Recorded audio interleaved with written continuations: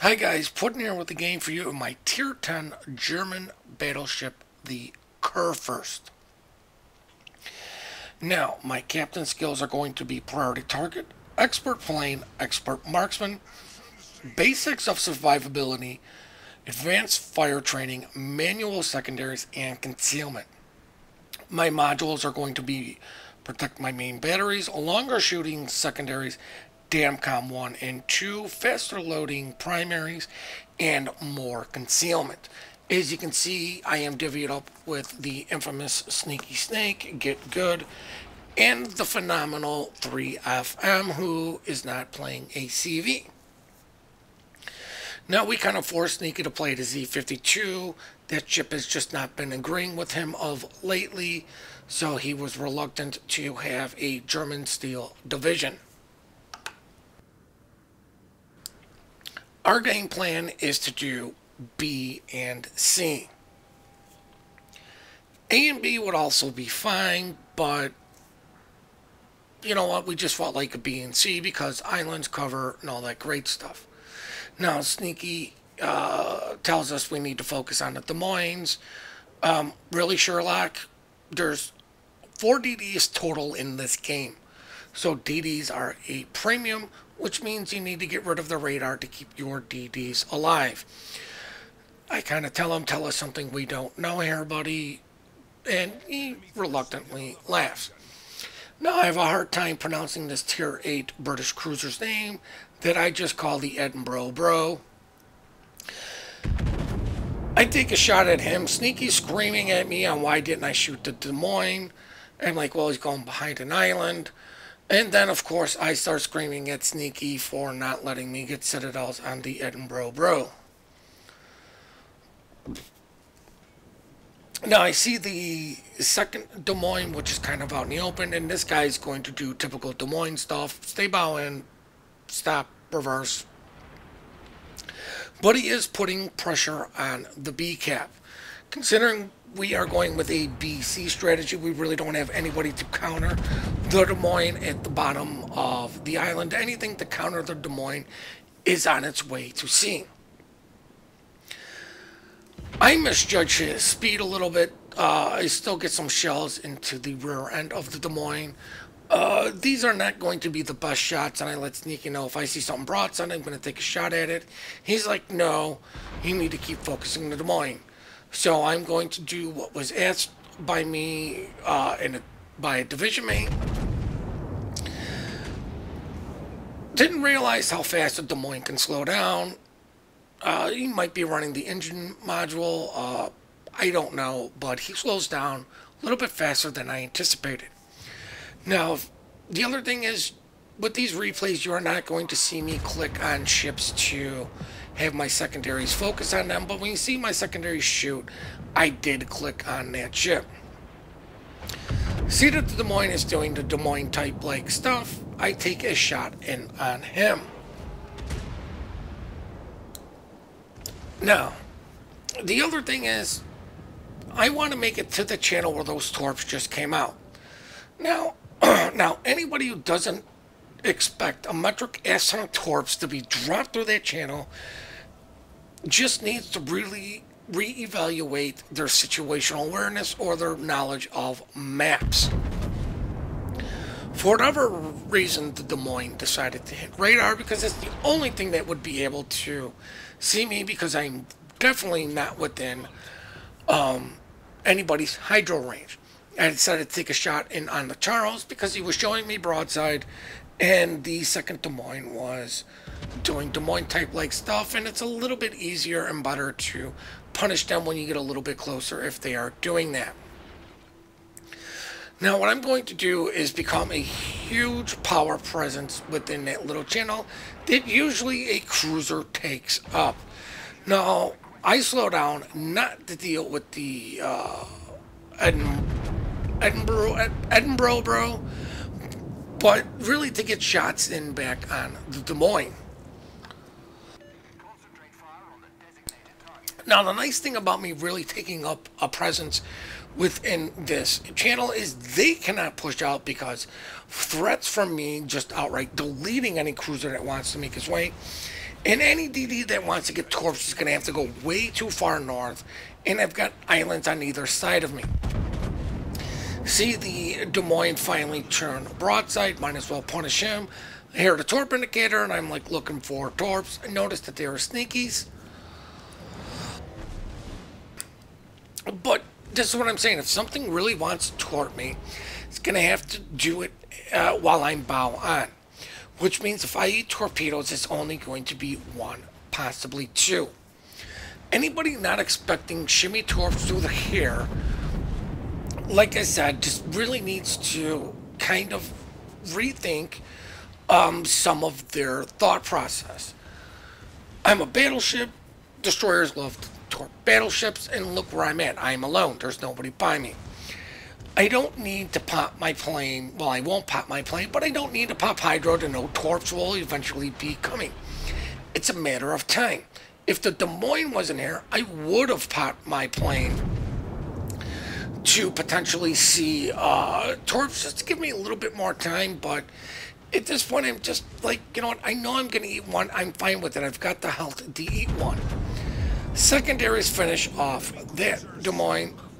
Get my rear turrets in plane on the second Des Moines, hopefully finish him off. Unfortunately for me, too much time went by for the double strike. See the Edinburgh bro, take a snapshot on him to get these torps to rear, because I wonder what he could be doing coming through, turning broadside. Now at this point, I'm like, okay, there's no way the shimmy isn't there torping me. Here comes shimmy torps. Anybody surprised by this or dies by this really needs to rethink how to play and what to do to when there's a shimmy. We all knew it was coming. Why'd you even bother to come in here, Sneaky? But enough making fun out of Sneaky. He did unfortunately get caught by these torps, and if I had a plane or hydro up, might have warned him a little bit more to where he didn't die. I'm just busting Sneaky's balls a little bit from dying from, you know, torps meant for me. I see the shimmy, I pop my hydro, because, you know, if I was that shimmy, what I would be doing is hitting my speed boost and hitting my smoke and getting out of dodge. I let 3 know I've got him on hydro. I'm pushing forward slowly. But, I mean, here's the thing. The shimmy, you know, he's still in a position to send torps. He's not in a full-blown retreat. His engine's out. I failed. Hit him. Oh, look, more torpedoes. Now, Sneaky is kind of, at this point, got a, you know what, not sure if we're going to win this. It looks like it's a loss. He's a little bit upset because he didn't do much. He yells at me for running aground here. And I go, I did that on purpose. He's like, why would you run aground on purpose? 1, I'm still in a power position. 2, I'm angled to everything.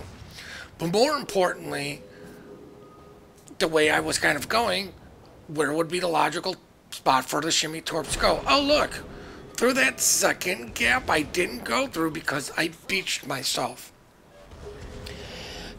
I was kind of figuring on the shimmy panic torping because he was still there with his engine popped out. His torps were going to be reloaded fairly quickly from when he came out and spotted me, and I think me being as close as I was surprised him. Now, like I said, Sneaky kind of got a little bit of a, you know, there's a good chance we're going to lose this. Me and 3 are like, don't worry, we've got our big boy carry pants on. The enemy is now down ships, but we are still down on caps, and that Chungmu has still yet to be spotted. Now, normally what I would do is actually slow down, blow up the minimap, pause the game, but I've been having a little bit of a graphical glitch doing that, so I don't want to do that for you guys. Get the rear turrets. No, this is going to kill the Yamato. Well, at least I hope so. Yeah, Yamato dies. Now the question is, where did the shimmy go? Because we'll have one more set to potentially come through this channel. I'm trying to bait him into torping wrong, but you know what? I just don't know where he is. I got my secondaries on the French battleship. The Bismarck's got his secondaries going to town on me. The French BB's doing the bow on reversing thing because really all of his guns are forward. But that thing does actually go relatively quick in reverse. Now, I am slowing down to try to keep the Bismarck out of play here. Is we lost our Bismarck to the Tier 10 Pan-Asian. I believe it's Tier 10. Which means he is out on the 1-2 line somewhere. Now, I've got a Missouri getting in this fight, and I'm thinking, how rude. Can I just 1v1 this and just have at least a minimum of a fair fight instead of this unfair fight? Oops, sorry about that sniffle. Failed to get a Citadel on a broadside Missouri, and at this point, I just say I've got to go for it and I need to turn away. I don't know where the shimmy is, and I have longer shooting secondaries than the Bismarck, so I would prefer to stay at max range for my secondaries. I have better secondaries than the French, so I'm not too worried about his secondaries getting into play.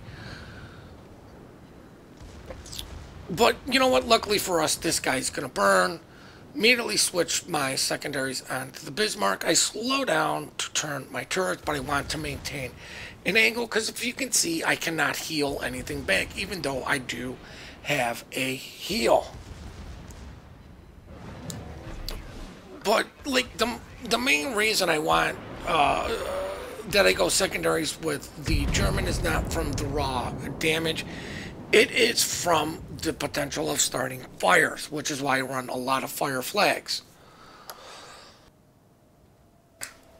Bismarck, I believe, is going half speed. Somebody whacks him really good, thank God, because I had failed to notice how slow he was going. It did look like he was going full speed. He could be messing with his speed, but he's either going half or 3/4. Missouri slowing down to do bow on reverse type like stuff. I don't know why so many people think that is the only way to go in certain situations. Staying mobile is a little bit better of an option in my opinion. Now, they have 2 DDs to our none. They have 2 battleships to our 3, but we have 2 cruisers to their none. So for DPM, we win the DPM fight. For raw power, we win that fight because the Bismarck's going to die very soon, which means it's just going to be the Missouri. But for outright deletion, they still own the board as far as destroyers. They will own spotting, and they will always have the spotting advantage at this point. And they will have the potential to pretty much delete anybody. I accidentally run into the New Orleans. I apologize for it. But at this point, I'm going to get a little flustered with this New Orleans for really not paying attention. You know, you kind of saw the turn I was making, so you had to know what I was doing. Now, the other thing is, I see a smoke cloud in front of me. Immediately hit my hydro, because if that is Pan-Asian, I don't want to deal with his torps. I want as much warning as possible. But this New Orleans is not paying attention to what I'm doing. You can say whatever you want, but you knew I was here. You knew the turn I was doing as he turns back into me. At this point, screw you, I'm not turning out in front of a smoke cloud. I need to stay, bow into any torps, especially considering it's Pan-Asian, and I need as much time as possible to avoid getting hit by these torps. I overturned And at this point, I'm thinking, crap, you know what? At least I'm only going to eat one because I'm going to turn back in. Now, even though the whole incident with the New Orleans happened,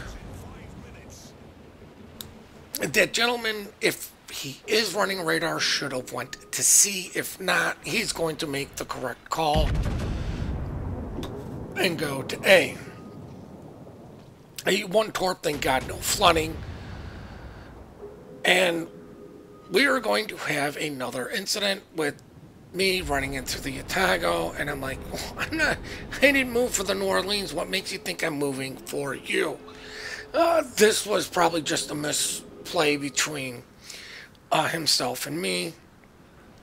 But like I said, once again, I did not want to show side because there was only one set of Pan-Asian torps that came. Now, as you can see by the mini-map, way back at the early start of the game, that Chungmu has yet to be spotted. I see a smoke cloud in front of me, which I kind of wish somebody would have rushed to smoke, because you kind of knew he had already dropped his torps.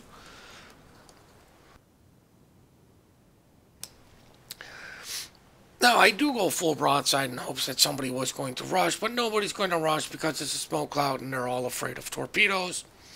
Even though quite a few of these people have enough health to survive this. Which means I need to go bow in to at least where I see the shots coming in. And this is where I would have liked to see the Otago go for it, but I'm spotted. There's a good chance he is spotted. Once again, we are down on caps, but we do have the points lead. We do have the ships lead, but they can see us. We can't see them. They are going to have to make mistakes for us to see them, or we're just going to have to trap them in a corner. Now, I am being targeted, but nothing is looking at their guns, which means this Chungmu, I believe it's Chungmu, is playing it smart. He's not focusing me with his guns. So I cannot tell when he is torping exactly, except for just going by, like, count of when torps are coming. Otago's torps just went, which means there's a good chance that the Chungmu torps are coming my way. Luckily for me, my spotter plane picks up these torps, and I am praying to God, and I said this in chat, please let there be a Kurfürst-sized gap in these torps, and Sneaky starts laughing as there's a Kurfürst-sized gap in these torpedoes. But because of the way those torps were coming, kind of tells me the gentleman is moving in a southerly direction, not a northerly direction. You can tell that by the lead torpedo, because that is the one that's dropped first. We'll tell you the direction he was heading in when he dropped those. We're getting very close to the map border. Now, what I'm trying to do is do a count in my head on when his torps are going to be reloaded and come to maximize my hydro. Looked at me with guns. Went back to no guns. I highly doubt that was a shimmy because, well, he's dead now.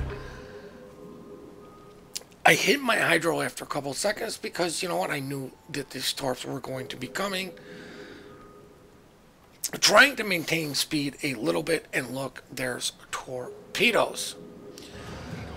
I looked the wrong way, but luckily for me, there is another gap as long as the ship will turn fast enough to make it.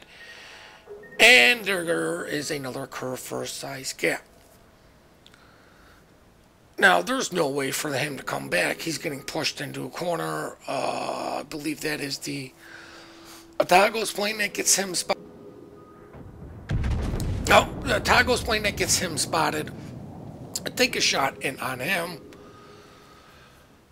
Gonna get one more crack at killing this gentleman because it's just not gonna tickle fast enough. But you know what? There's 20 seconds left. There's not much this guy can do to win. So at this point, we're going to let this play out and then go check out the post-battle results.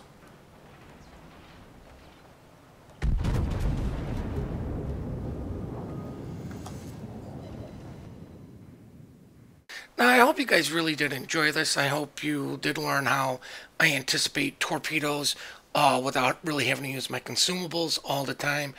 And just, how I deal with certain situations. You kind of heard me, got into a power position. I kind of knew torps were coming and all this stuff. In just by playing destroyers is how I learned how to avoid getting torpedoed and how to torpedo things just by playing that class. Helped me stay alive a little bit more in my battleships, which is what I would actually suggest for you if you're constantly dying in a battleship to torpedoes, play a destroyer to learn how they torp things, the timing of torps. You really only see me use my hydro more towards the end of the game instead of in situations where I wasn't too sure if there were torps early on, i.e. in the middle power position I was talking about. We do appreciate all the support you guys do give us. We love the replays you guys send us. The email for that is in the description down below. Please remember to compliment good teamwork, good team play. We are quick to report, slow to compliment. The other thing is the little clicking you do hear going on throughout the replay is myself turning my mic on and off so you don't have to hear all of my coughs and sniffles. And on that, guys, I just want to say please hit that like and subscribe button and have yourselves one heck of a great day.